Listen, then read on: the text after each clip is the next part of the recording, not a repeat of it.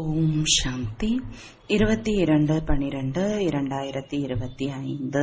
இனிமையான குழந்தைகளே, பாபா என்னவாக இருக்கிறாரோ, எப்படிப்பட்டவராக இருக்கிறாரோ அவரை சரியான விதத்தில் அறிந்து கொண்டு நினைவு செய்யுங்கள். அதற்காக தங்களுடைய புத்தியை விசாலமாக ஆக்குங்கள். கேள்வி: பாபாவை ஏன் ஏழை பங்காளன் என்று சொல்லப்பட்டிருக்கிறது? பதில்: ஏனென்றால் இந்த சமயத்தில் முழு உலகமும் ஏழையாக, அதாவது துக்கமுடையதாக ஆகிவிட்டது. அப்பொழுதுதான் பாபா அனைவரையும் துக்கத்திலிருந்து விடுவிக்க வருகிறார். மற்றபடி யார் மீதும் இரக்கப்பட்டு ஆடை கொடுப்பது, பணம் கொடுப்பது இவையொன்றும் அதிசயமான விஷயமில்லை. இதன் மூலம் அவர்கள் யாரும் செல்வந்தர்களாக ஆகிவிடுவதில்லை. நான் ஒன்றும் இந்த மலைவாழ் மக்களுக்கு பணம் கொடுத்து ஏழை பங்காளன் என்று சொல்லிக் கொள்ள மாட்டேன். நான் ஏழை, அதாவது தூய்மையற்றவர்கள். யாருக்கு ஞானம் இல்லையோ அவர்களுக்கு ஞானம் கொடுத்து தூய்மையாக ஆக்குகிறேன். பாடல்: இதுதான் வசந்தம் உலகை மறப்பதற்கு. ஓம் சாந்தி. இனிமையிலும் இனிமையான குழந்தைகள், பாடலை கேட்டீர்கள். இந்த பாடலை உலகில் உள்ள மனிதர்கள் பாடியுள்ளார்கள் என்பதை குழந்தைகள் தெரிந்துள்ளீர்கள். வார்த்தைகள் மிகவும் நன்றாக இருக்கிறது. இந்த பழைய உலகத்தை மறக்க வேண்டும். முன்னால் இப்படி புரிந்திருக்கவில்லை. புதிய உலகத்திற்கு செல்ல வேண்டும் என்றால் பழைய உலகத்தை மறக்க வேண்டும் என்பது கலியுக மனிதர்களுக்கு புரிவது இல்லை. பழைய உலகத்தை விட வேண்டும் என்ற அளவிற்கு புரிந்துள்ளார்கள். ஆனால் இன்னும் நேரம் இருக்கிறது என்று நினைக்கிறார்கள். புதியதிலிருந்து பழையதாக ஆகும் என்று புரிந்துள்ளார்கள். ஆனால் காலத்தை அதிகரித்து கூறிவிட்டதால் மறந்து விட்டார்கள். இப்பொழுது புதிய உலகம் உருவாகிறது. ஆகையால் பழைய உலகத்தை மறக்க வேண்டும் என்று உங்களுக்கு இப்பொழுது நினைவூட்டப்படுகிறது. மறந்து விடுவதால் என்ன நடக்கும்? நாம் இந்த சரீரத்தை விட்டுவிட்டு புதிய உலகத்திற்கு செல்வோம்.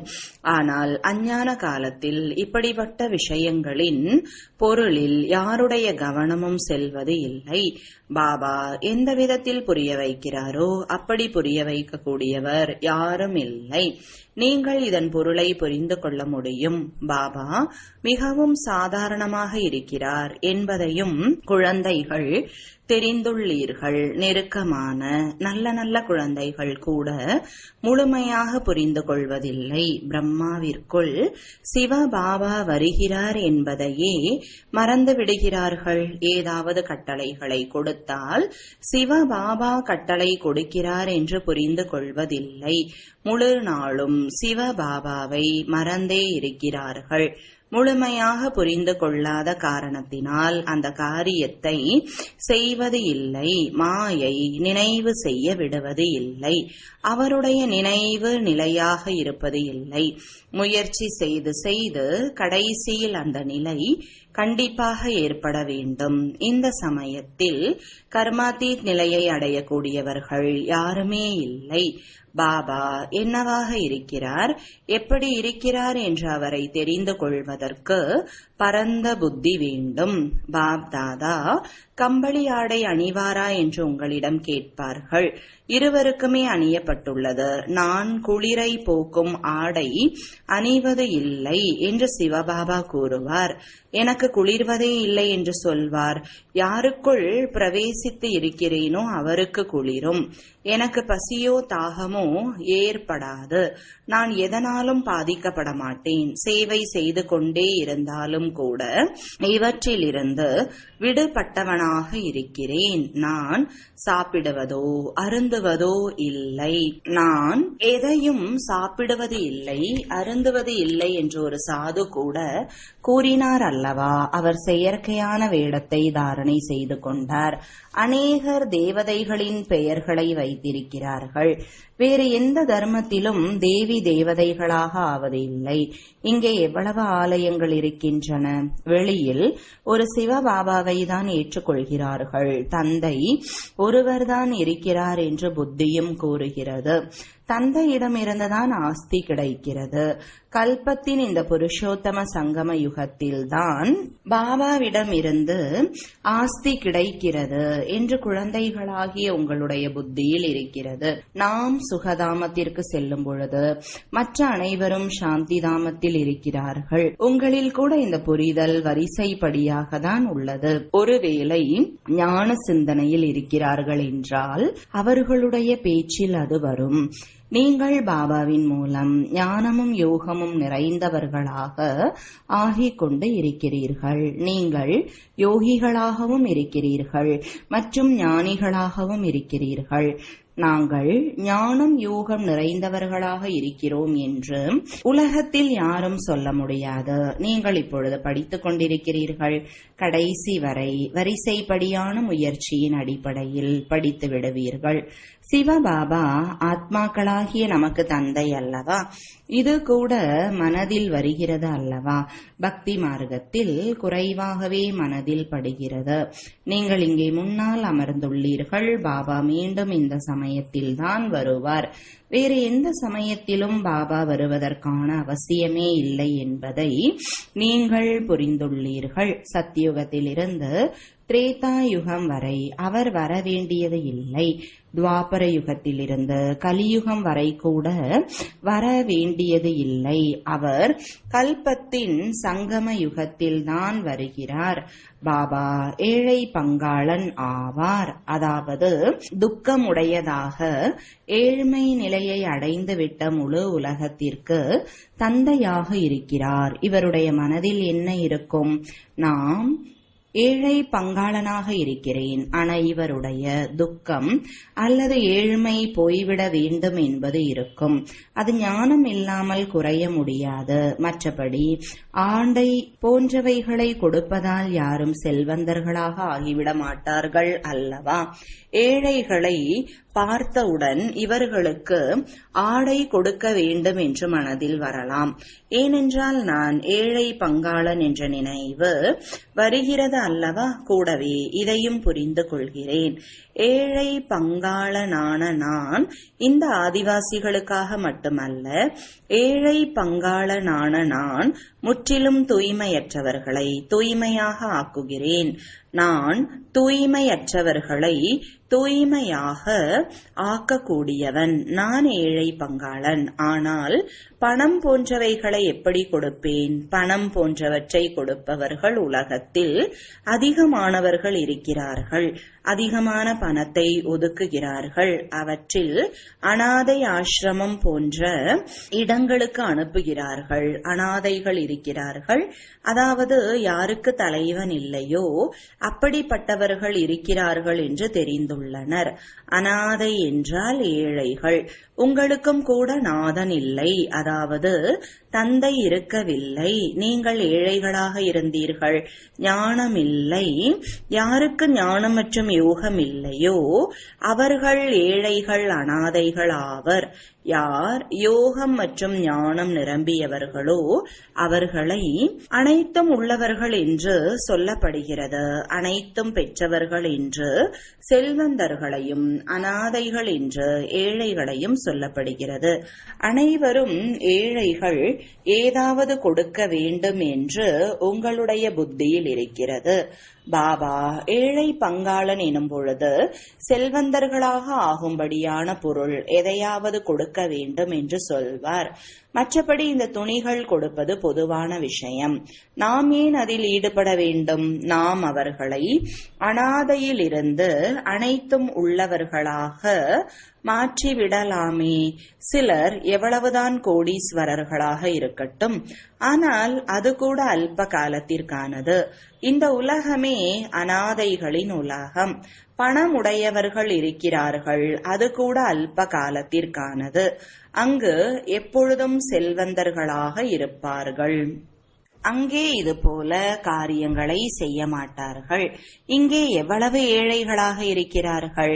யாரிடம் செல்வம் அதிகமாக இருக்கிறதோ அவர்களுக்கு நாம் சொர்க்கத்தில் இருக்கிறோம் என்ற போதை ஏறியுள்ளது.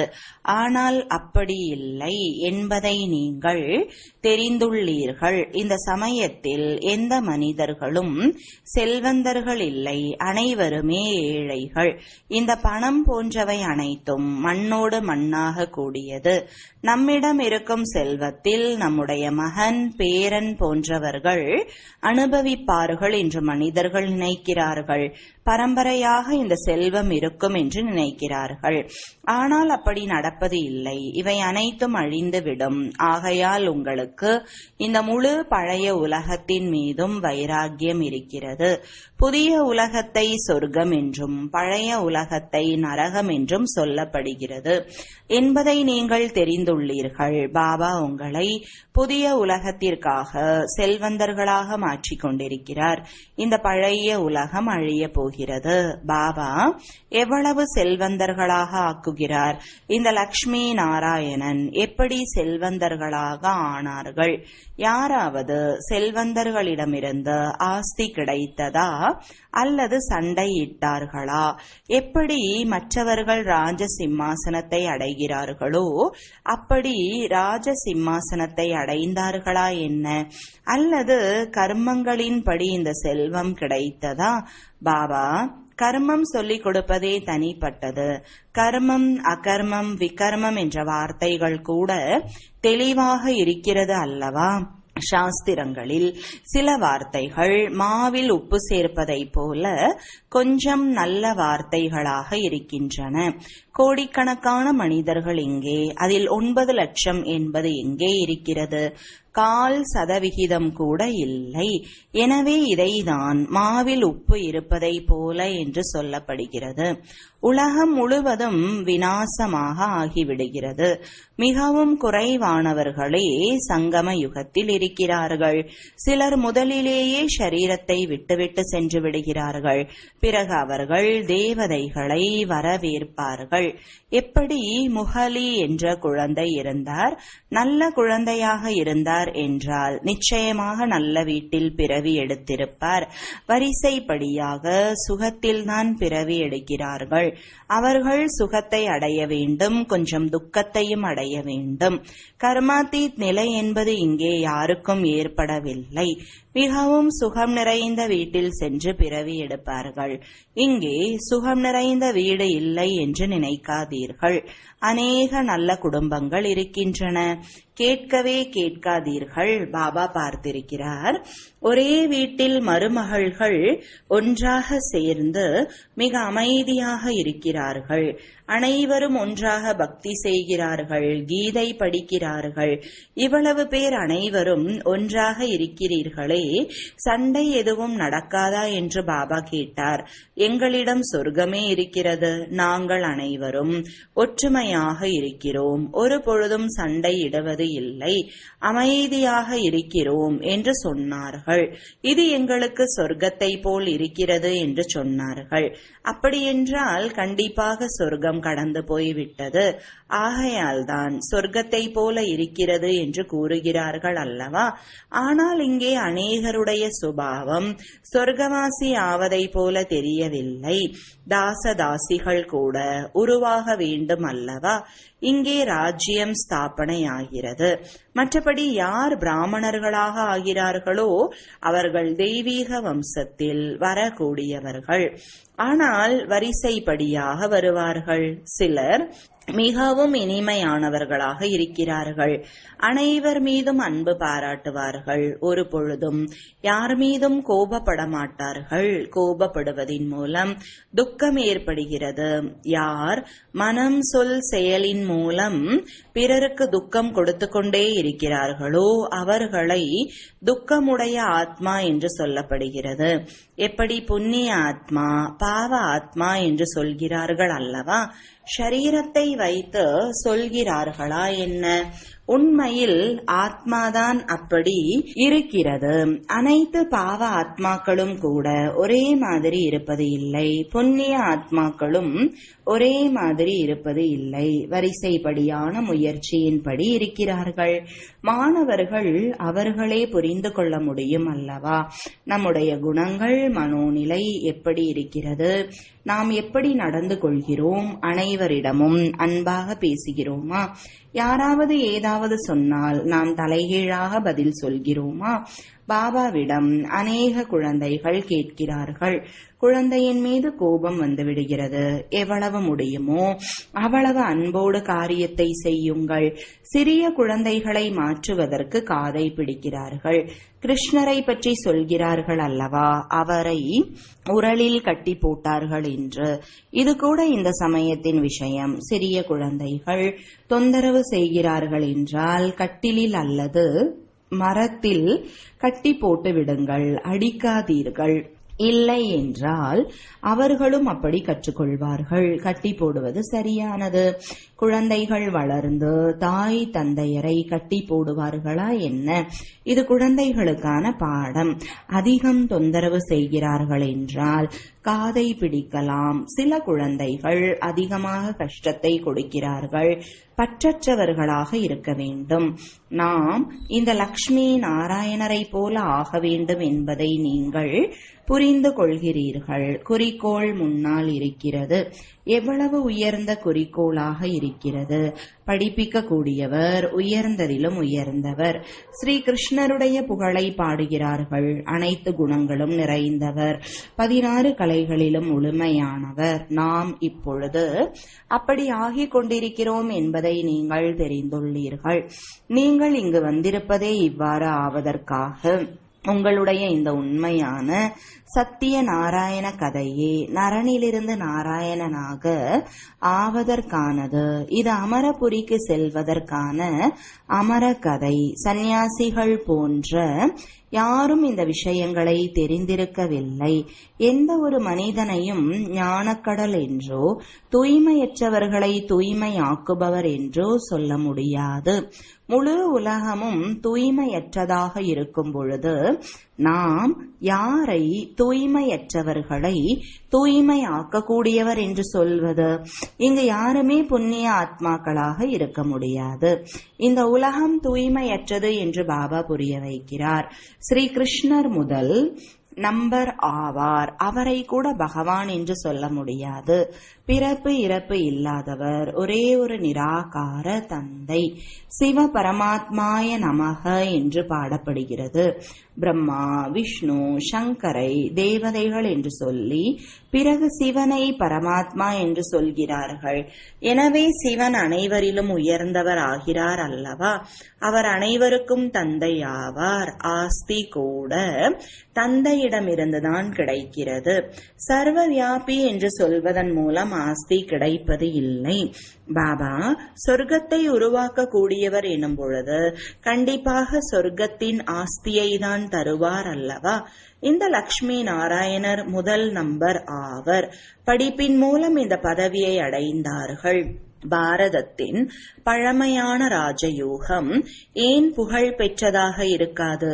ராஜயோகத்தின் மூலம் மனிதர்கள் உலகிற்கு எஜமானர்களாக ஆகிறார்கள். அதனை சகஜ ராஜயோகம் மற்றும் சகஜ ஞானம் என்று சொல்லப்படுகிறது. இது மிகவும் சகஜமானது. ஒரு பிறவியின் முயற்சியின் மூலம் எவ்வளவு பலன் கிடைத்து விடுகிறது. பக்தி மார்க்கத்தில் ஒவ்வொரு பிறவியிலும் ஏமாற்றம் அடைந்து வந்தீர்கள். எதுவும் கிடைப்பது இல்லை. இது ஒரு பிறவியிலேயே கிடைத்து விடுகிறது. ஆகையால் சகஜமானது என்று சொல்லப்படுகிறது.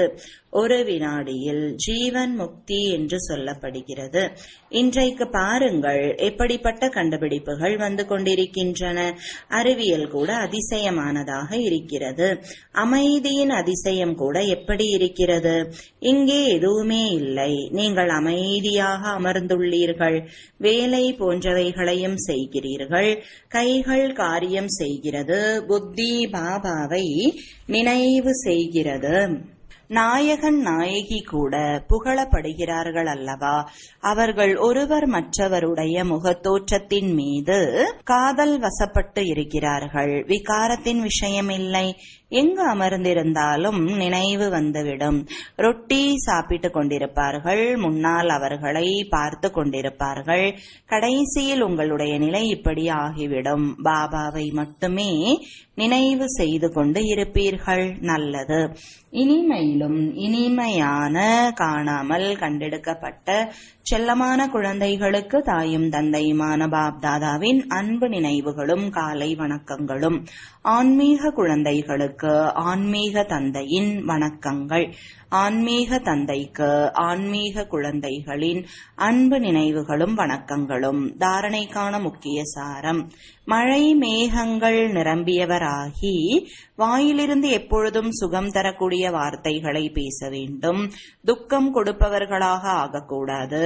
ஞான சிந்தனையில் இருக்க வேண்டும். வாயிலிருந்து ஞான ரத்தினங்களே வெளிப்பட வேண்டும். பற்றற்றவர்களாக ஆக வேண்டும். ஒவ்வொருவரிடமும் அன்போடு வேலை வாங்க வேண்டும். கோபப்படக்கூடாது. பாதுகாப்பற்றவர்களை பாதுகாப்புள்ளவர்களாக ஆக்கும் சேவை செய்ய வேண்டும்.